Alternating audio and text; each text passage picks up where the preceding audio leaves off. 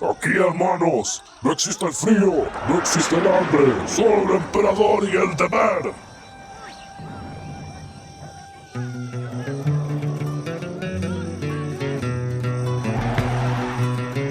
Alarma roja. Líderes 1 y 2. Proa al sur. ¡Viva la patria! Vamos, pajarito, que ya escribiste tu historia. ¿Quién pensaría que un día te cubrirías de gloria?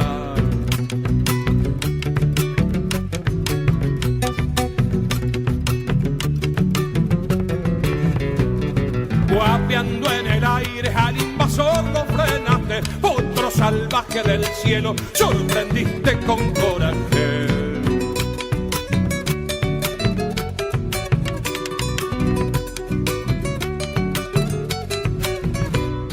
Tienen tus jinetes corazón blanco y celeste, no dejarán de enfrentarlo aunque la vida les cueste. Buscará bravío que allá en el sur te gradúa, el gringo ya se dio cuenta que significa enfrentarte.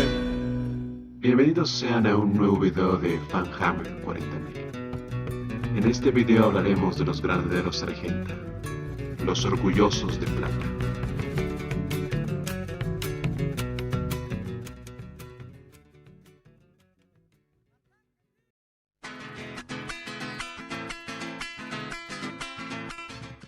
En mi vida como inquisidor del Ordo Astartes, no he conocido un capítulo como este. Valientes, decididos, leales estúpidamente hasta la muerte. Los granaderos sargentas son un capítulo con una obsesión por alcanzar la perfección increíble. Pero este afán está acompañado por una humildad impresionante, hasta para los estándares del Adeptus Astartes. En los registros del Imperio figuran como sucesores de los ultramarines en la tercera fundación del año 777 del milenio 40. Una completa mentira creada por mí, para proteger a estos servidores del Imperio. Trabajé arduamente para reconstruir su historia, desde los tiempos turbios de la herejía hasta la actualidad. Ya he tratado con estos guerreros. No podría desear un mayor aliado. Y pobre de aquel que los tenga de enemigos. Después del asalto de los traidores al bastión de los últimos remanentes de los lealistas en Isban III, y con su posterior bombardeo orbital, se creía que Saul Tarvitz, líder de los lealistas, estaba muerto.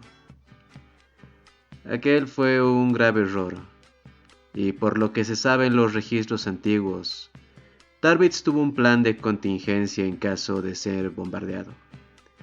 Él y un grupo de legionarios se ocultaron en las entrañas de la ciudad coral. Con el sacrificio de 5 ex bibliotecarios de los hijos de Horus, todos ellos se teletransportaron a una nave que estaba muy baja en la órbita de Isban, con lo cual lograron abordarla y escapar con ella al Empíreo. El total de las fuerzas lealistas que escaparon fueron Tarvitz, con 700 hijos del emperador, el capitán Kers Gerrold de los Devoradores de Mundos con 500 guerreros, el capitán de los hijos de Horus conocidos como Cadejo, con aproximadamente 450 hombres.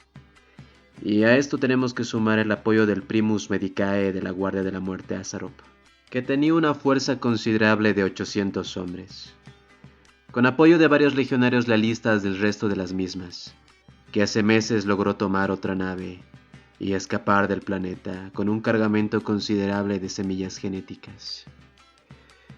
Estas fuerzas de lealistas se separaron posteriormente en 2 grupos.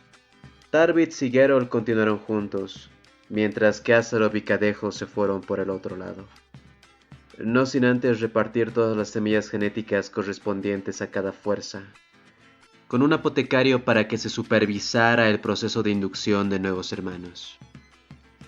Después de la separación, cada fuerza fue pasando por los mundos de reclutamiento de sus legiones, llevándose a todos los iniciados posibles, robando equipos y suministros.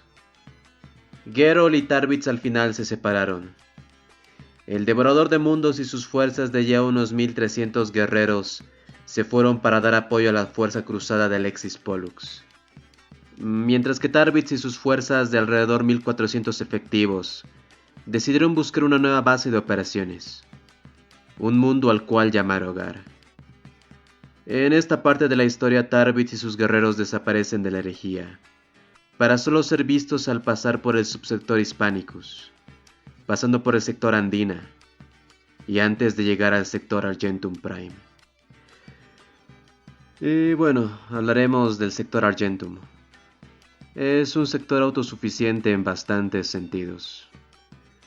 Posee 2 mundos agrícolas, un mundo oceánico, un mundo forja y por último su capital, Argentum Prime, y su ciudad colmena, Buenos Aires.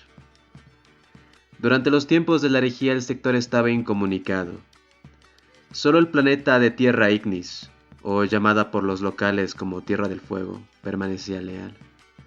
Esto era porque estaban bajo el control del Adeptus Mechanicus. Las fuerzas de Tarbitz terminaron formando un trato con los Tecnoadeptos de Marte, y posteriormente quisieron tratar con la gobernadora del sector, pero esto solo terminó en un desastre. Al enterarse que ella estaba alineada con los intereses de Lupercal, Tarbitz decidió que Argentum sería purgado hasta el último rincón de su casta gobernante. La guerra se desató y el primero de los objetivos fue el mundo de Malvinas, que servía como un mundo fortaleza y también como la base logística del subsector. Como objetivos secundarios estaban los mundos de Pampa, Córdoba y su luna de Chaco. Así dejaron la capital de Argentum Prime sin suministros alimenticios. Esto para un mundo colmena era devastador, pero la capital tardó varios años en caer. Fue con el suceso de la Revolución Libertadora que los gobernantes corruptos fueron exterminados y/o encarcelados por aquellos rebeldes que estaban a favor de los astartes. Y después del asedio de Terra y al inicio de la Gran Purga, las fuerzas de Tarbitz empezaron a dar caza a los traidores por el Segmentum Ultima. Y esto resultó en la muerte de Tarbitz a manos del ahora príncipe demonio Eidolon, que lo terminó matando al destruir sus corazones. Esto llevó a que las fuerzas de Tarbitz se retiraran hasta su mundo. Y entre ellos se elegiría a Bernard Asem, que cambiaría su nombre al de Bernardo Rivadavia. Tiempos de cambio se avecinaban, y las células lealistas dejarían la costumbre quimosiana. Los hijos del emperador debían de morir para poder resurgir en algo mejor. La panoplia morada áurica se cambiaría por la plateada y celeste. Cambiaron sus costumbres y su forma de pensar. Y por último, tomaron para sí el nombre de la antigua guardia del fundador de Argentum Prime, los Granaderos de Argenta. Así nacieron, olvidando que alguna vez fueron hijos del emperador. Y se lanzaron a una cruzada para encontrar ya no la perfección, sino para buscar el perdón de la humanidad. Después de la retirada del capítulo del sector Cadia, los granaderos decidieron volver a su sistema natal, para así recomponer sus fuerzas, ya que planeaban lanzar una nueva cruzada contra las legiones traidoras. Pero mientras las compañías estaban abasteciendo, una flota considerable de naves llegó a los límites del sistema Argentum. Los granaderos se comunicaron con las naves y éstas se identificaron como el Conquistador Invencible, perteneciente al Lord Comandante Lawrence Farrell, del regimiento número 586 de los Pretorianos, y el Orgullo de Santiago, del regimiento número 3880 de los Legionarios Chilanos, del comandante Félix García. Estos hombres eran conocidos por el capítulo, y por ello se sorprendieron cuando los amenazaron con barrer el capítulo de la existencia. Estos hombres habían caído en la desesperación por lo ocurrido en Cadia, y decidieron abrazar el caos. Porque en su miedo y su necesidad, creían que dando sus almas al archienemigo, podrían salvarse de la aniquilación. Los granaderos consternados decidieron por las defensas al punto. no habría tiempo de preparar las naves, así que cada compañía defendió el mundo donde estaba. Y lamentablemente el primer mundo a caer fue Malvinas, que aunque se perdió, la 10ª y la 9ª compañía lograron hacer todo el daño que pudieron. Pampa, Córdoba y el Chaco fueron defendidas por las compañías, la 6ª de devastadores, la 5ª de asaltos y la 4ª de escuadrones tácticos. Estas defensas sí fueron exitosas al utilizar el protocolo Corvus, lo que permitió hacer un contraataque empujando a los enemigos hacia el mundo capital. Farrell, desesperado, inició el asalto a Buenos Aires con 5 millones de hombres. Estaba desesperado por conseguir una victoria decisiva. Pero cuando empezó el asalto, las defensas de la capital arrasaron con la mitad de sus fuerzas, incluso antes de que aterrizaran. La ciudad colmena de la capital era un caos. Los traidores desesperados usaron hechicería disforme y escuadrones de ogretes que habían sido poseídos por demonios. Los astartes respondían con ataques rápidos en lo que desviaban al enemigo a las zonas de muerte. Pronto la batalla se hizo insostenible, cuando el enemigo descubrió que los desaparecidos civiles ahora cargaban contra ellos en múltiples emboscadas. García y Farrell buscaron un enfrentamiento que resolvería el conflicto, pero en ese momento vieron como naves imperiales descendían del cielo de Buenos Aires. Las naves poseían el símbolo de la Casa de Terra. Eran las primeras naves de la Cruzada Indomitus, que llegaron para mandar refuerzos suficientes para salvar el planeta. El señor del capítulo San José recibió a los custodes Baldur Hel y aceptó la nueva tecnología Primaris. San José pasaría por el Rubicón ascendiendo y volviéndose mucho más fuerte. Pronto los Primaris fueron aceptados. La estructura del capítulo cambió radicalmente desde entonces. Ahora el capítulo estaba listo y preparado para el contragolpe. San José marchó en una cruzada contra las fuerzas de Abaddon Anihilus. Ahora los veía combatiendo fuerza contra fuerza, y el Mechanicum Obscurus se levantaba liderado por Bastor. Hasta aquí es donde podemos dar el fin de los registros imperiales actuales sobre el capítulo de los Granaderos de Argenta. Pero debemos recuperar nombres y reliquias, próceres y batallas. En el año 847 del milenio 40, el capítulo fue llamado a la defensa del sistema Dernax, ya que el sistema estaba sufriendo un ataque por parte de la legión traidora de los hijos del emperador. El capítulo se movilizó al completo, dando lugar a una carnicería sin precedentes. Los reportes sobre este fatídico evento están callados en el más profundo de los secretos del capítulo. Además que toda la información de lo ocurrido fue censurada por la Inquisición. Y lo poco que se sabe es que una fuerza liderada por Lucius el Eterno fue a profanar las tumbas de santos imperiales e infligir dolor a los habitantes. El capítulo sobrereaccionó a esto, dando como resultado una matanza indiscriminada por el odio que sentían a los que alguna vez fueron sus hermanos. El señor del capítulo San José terminó la batalla al batirse en duelo con Lucius. Estando al borde de morir, y aún así de no ser por el sacrificio del veterano Augustus Cabral, San José habría muerto aquel día. San José, sabiendo de la maldición de Lucius, decidió no matarlo, sino cortarle las manos. Los traidores escaparon sin nada, aunque esto tampoco supuso una victoria para el capítulo. Las bajas fueron muchas, ya que era como pelear contra un reflejo torcido de ellos mismos. Después de esta guerra, muchos hermanos de batalla sufrieron de tal manera que el capítulo tuvo que crear una nueva compañía de Moritats para albergarlos a todos. Durante la purga de Arkham, en el sector etiopio, en el mundo desértico de Arkham, la colonia de Nueva Sion mandó un mensaje astropático de ayuda que sería interceptado por la compañía del capitán Ricardo Rodríguez. Los astartes llegaron pronto. Las escuadras de marines de vanguardia fueron los primeros en ser desplegados. haciendo un reconocimiento general, descubriendo que las ciudades arrasadas eran producto de los ataques de una raza alienígena.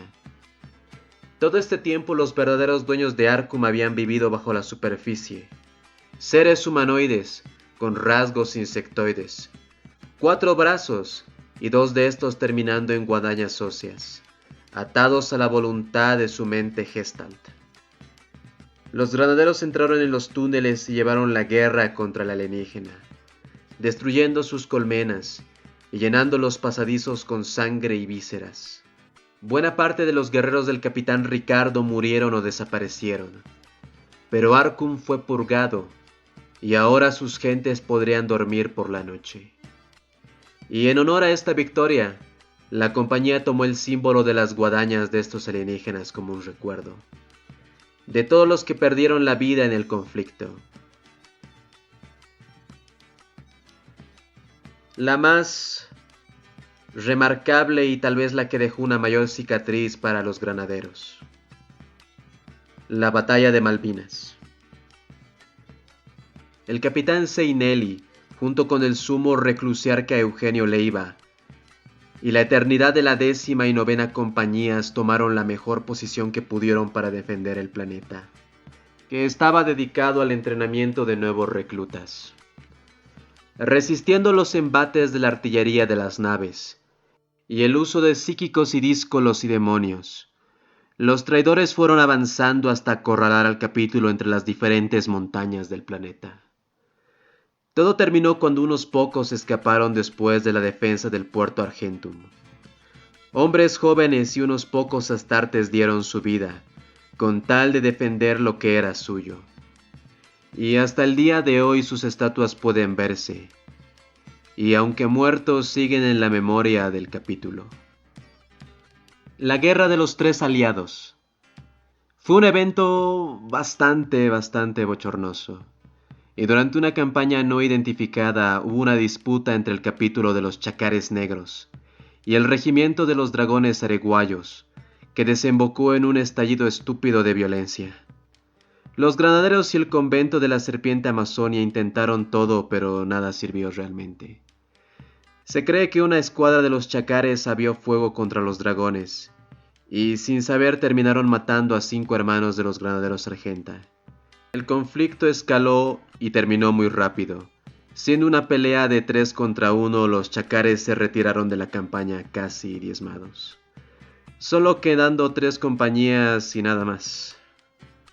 Al menos después de esto, los capítulos formaron pactos de alianza y de perdón, para que esto no vuelva a suceder y que realmente no tengan que matarse de nuevo. Y el mundo capitular de Argentum Prime antaño fue un mundo civilizado, encontrado por la Legión de los Cazadores de Estrellas durante la Gran Cruzada. Sus habitantes sobrevivieron a la larga con una combinación descabellada de suerte y fuerza de voluntad.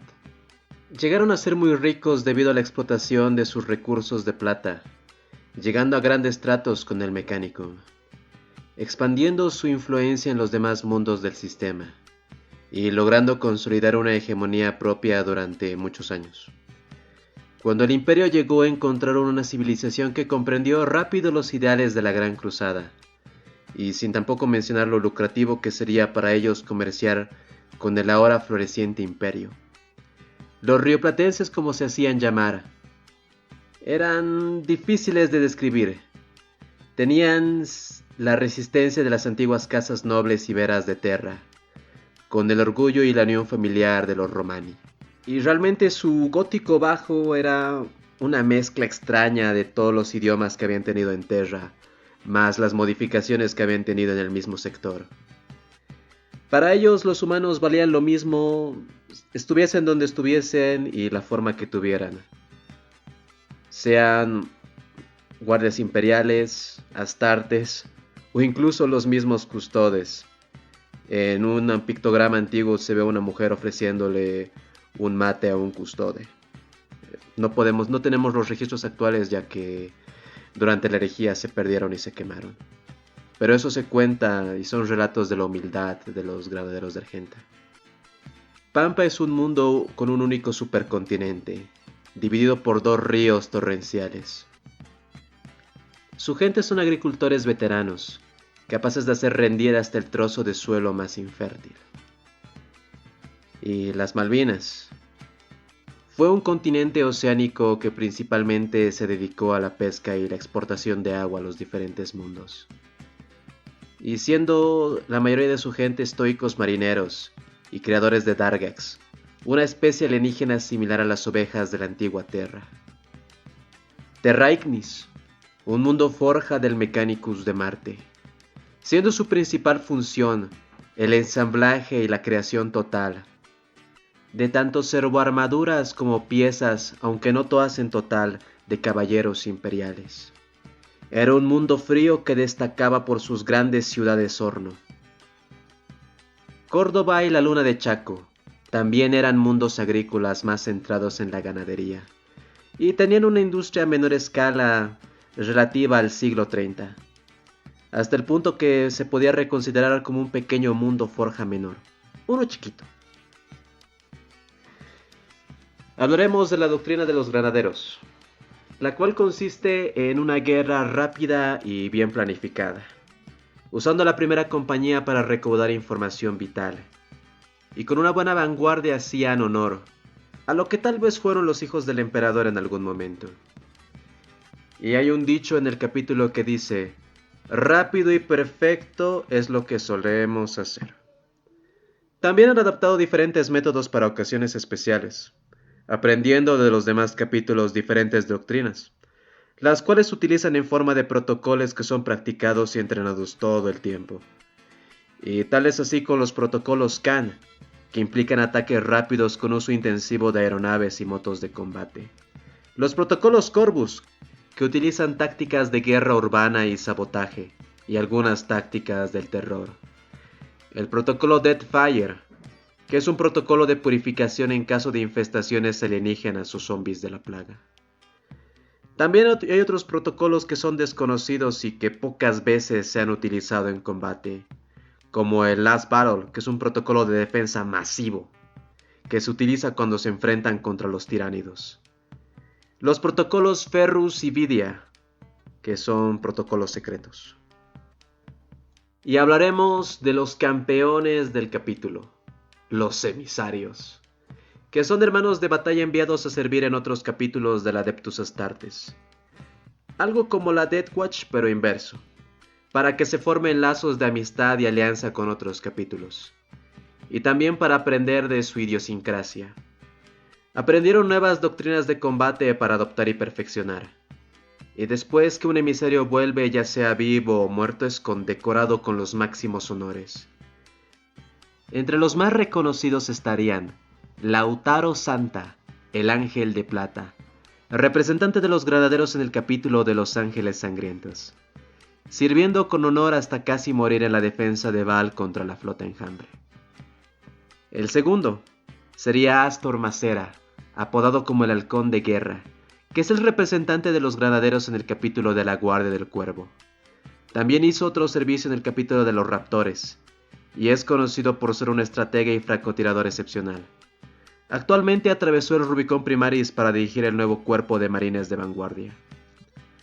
Daniel del Potro, nombrado por los Vilca Fenricia como Melena de Plata, y es el representante de los granaderos en el capítulo de los Lobos Espaciales. Sirvió durante las 2 batallas en Fenris contra la Legión Traidora de los Mil Hijos, sirviendo en la gran compañía de Esben Bloodhole. Lleva su pelo rubio plata libre con trenzas, y porta en el cuello un collar con el colmillo de un lobo de Fenris. Nicolás Mateo Salazar Alcázar, que se ganó el título de Togur Khan, es el representante de los granaderos en los Cicatrices Blancas, y sirvió en las cacerías hechas por Kolsarro Khan, y sirviendo en la reciente defensa de Chogoris contra los Corsarios Rojos. Rafael Enríquez, el Draco argentino, representante de los granaderos en los Salamandras, y es conocido por crear una capa hecha de la piel de un draco de Nocturne, la cual recubrió con una aleación de adamantio y plata, capaz de aguantar aún en medio de las tormentas de fuego del mundo de Nocturne.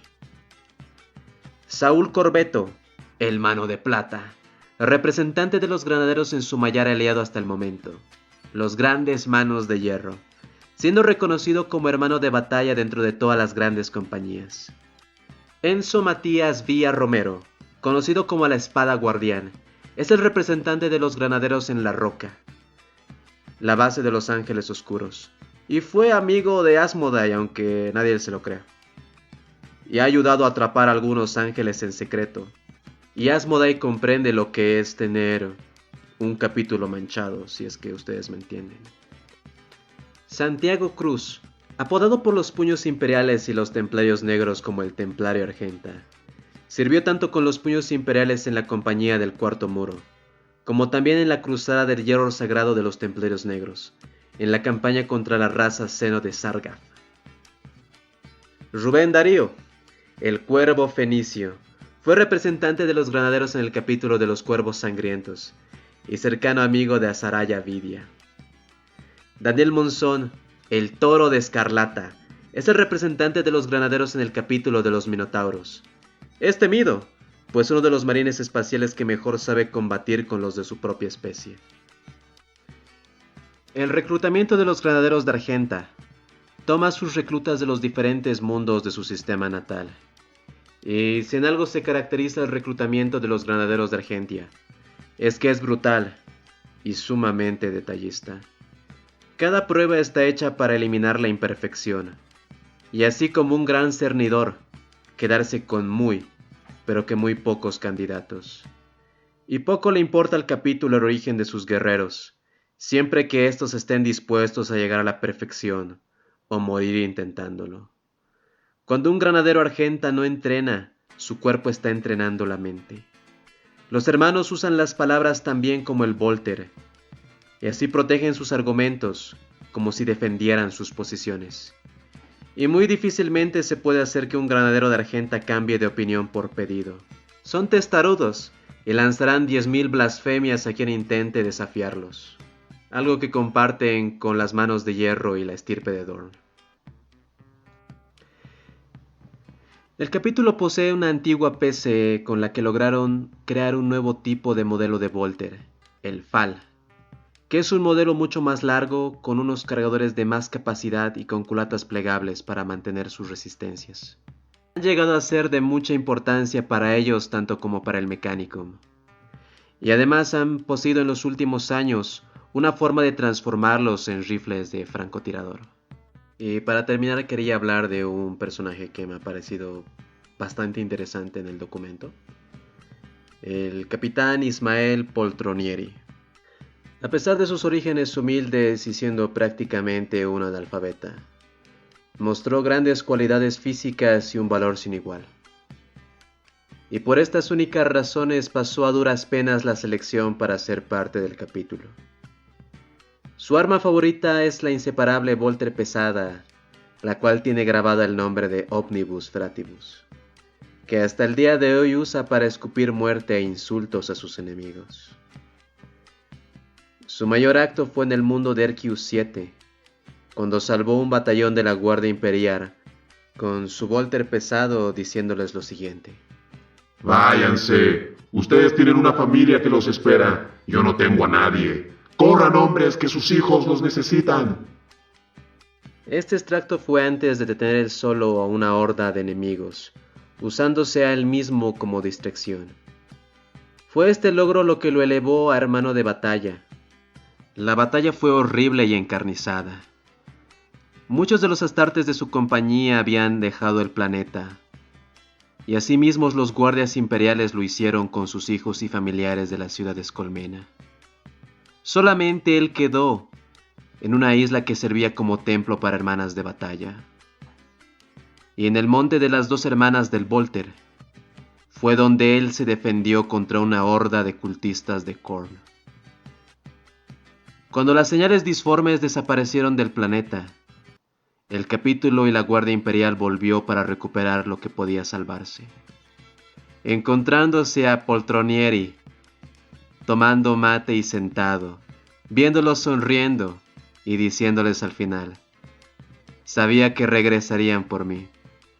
Poltronieri estaba sentado sobre una pila de cadáveres de cultistas de Khorne, abrazando a sus hermanos de batalla y reconociendo a muchos de los guardias imperiales que había visto y habían peleado con él. Sonrió y se unió a la compañía de devastadores, la cual ahora lidera como su capitán. Muchas gracias por llegar hasta esta parte del video. Realmente me ha gustado mucho hacer de nuevo esto de Fanhammer.